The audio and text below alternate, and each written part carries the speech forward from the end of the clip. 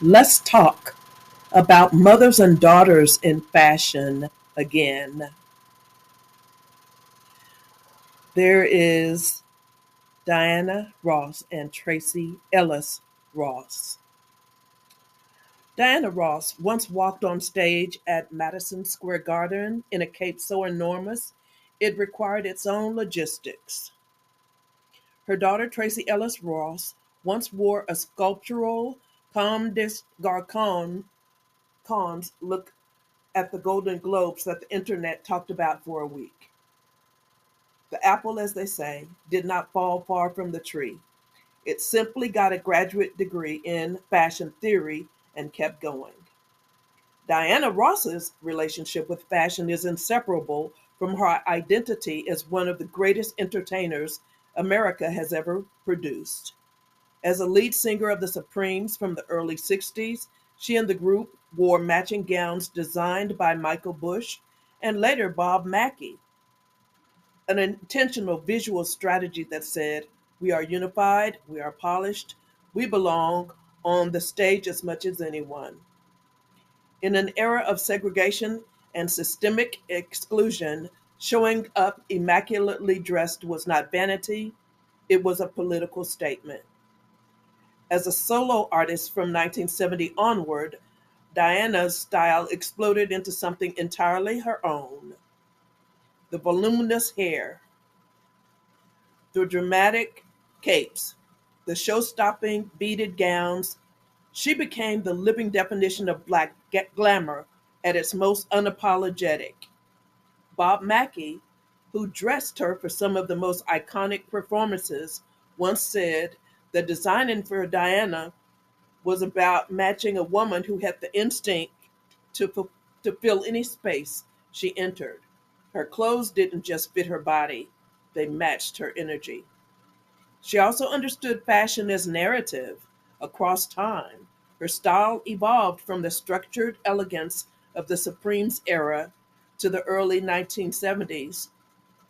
There was a time of a fluid bohemian look, and then there was a disco maximalism of the mid 70s. There was the power shouldered grandeur of the 80s, always moving, always current, always unmistakably herself. Tracee Ellis Ross is the fashion world's greatest gift from the entertainment industry, a woman who approaches getting dressed with the seriousness of a curator and the playfulness of an artist. As a star of Blackish and Mixedish, she had the rare television platform to wear extraordinary fashion on a weekly basis, and she used it. Gowns by Christopher John Rogers, sculptural pieces by Tom Brown, vintage Valentino, custom Moschino. Tracee turned network television into a front row, but it's her red carpet presence that has cemented her fashion legacy. At the 2017 Golden Globes, she became the first Black woman to win the Best Actress in a Comedy Award in decades, and she accepted it in a white ruffled Zac Posen gown that balanced triumph with romance. At subsequent ceremonies, she consistently delivered looks that were photographed, dissected, and celebrated as fashion events in their own right, not simply awards night outfits.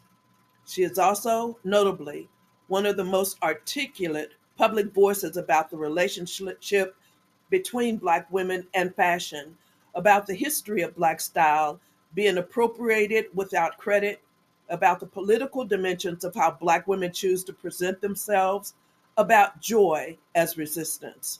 She inherited her mother's understanding that for a Black woman in public life, how you dress carries weight beyond aesthetics.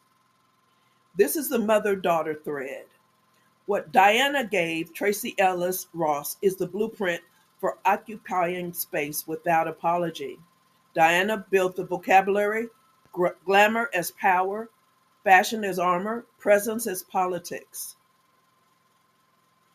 Tracee has taken that vocabulary and added new chapters: more humor, more intellectual framing, more willingness to be avant-garde and experiment in contexts where playing it safe would have been perfectly acceptable.